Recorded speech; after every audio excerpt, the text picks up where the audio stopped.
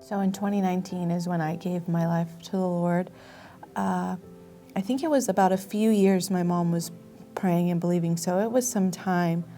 And I often think now on the other side as a believer and me praying for family members, I get a bit of what she felt, in that I can imagine her feeling of, God, it only seems to get worse as I continue to pray. Over the years, I would continue to fall into some heavy stuff, but I remember my mom got a word from the Lord in 2019 that her family was going to go on a missions trip to Peru, and I was not a believer at the time. And when she first told me, I shot her down right away, said I'm not going. And over time, her prayer is what changed my heart. In the spirit realm, prayers are so real. And so I know that God was working on my heart and I had no idea. I was broken, and so was my home, my kids, and the Lord. I was desperate, and I said, Lord, my children are not even serving you, Lord. And I would pray. And one of the scriptures that the Lord had given me was in the book of James, the effective, fervent prayer of a righteous man or woman avails much. And so I stood on that and I prayed for my children. And I asked the Lord to help me, to change me, so that they will see and that they will be moved and compelled by His Spirit. But a few months later, she brought it up again, and I said, I'll go. And so that missions trip, I went on a missions trip not as a believer, not having no clue what a missions trip was going to involve, but I just went, and I was on a team with some mighty men and women of God, giant slayers, prayer warriors, and I seen some things in Peru that I knew made me believe God is real. And to see my 10-year-old brother lay hands on a blind man and his sight was recovered.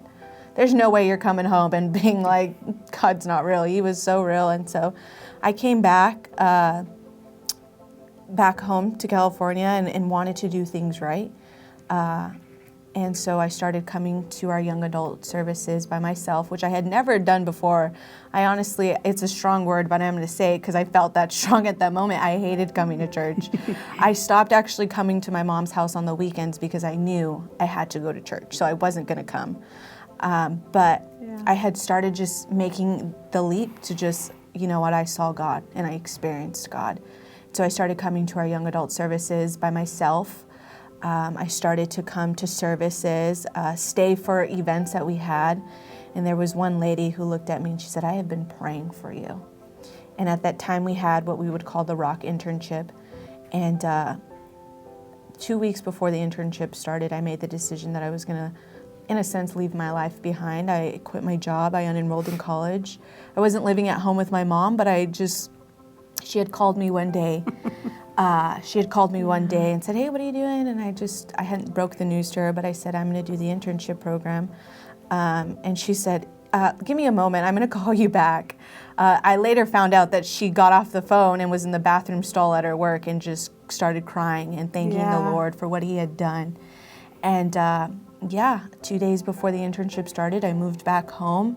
And that year was so rewarding. I got to meet Jesus. During that internship, I actually gave my life to the Lord in September of 2019. Just completely free of everything. I didn't go back to drinking. I didn't go back to doing drugs. I was freed of literally everything.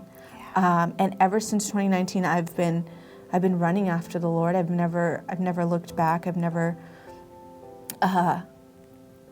fallen back into those things because I really encountered Jesus. And when you really have that one encounter with Jesus, it just does something to you.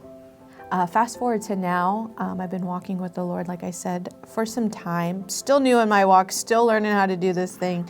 But I have an amazing mom who like she said, is still praying for me. It doesn't stop when your kids get saved.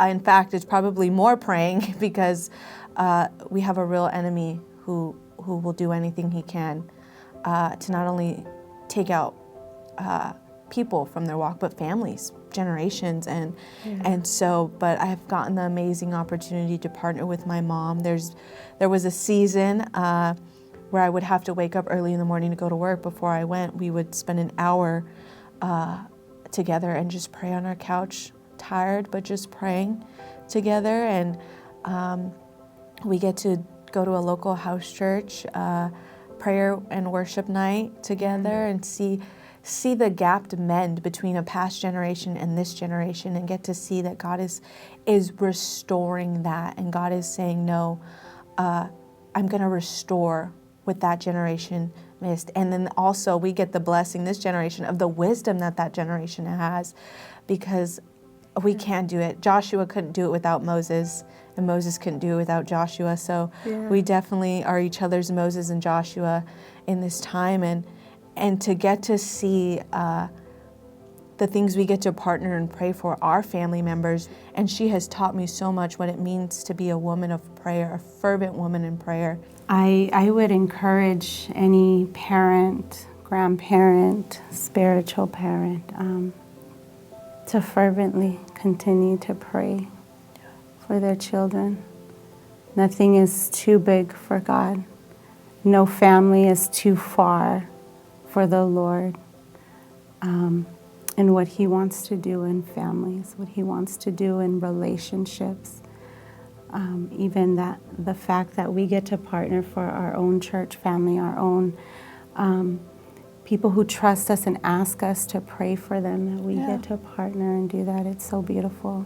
So I just want to encourage people to not give up hope that God will bring your child back to Him, and nothing is too big for Him.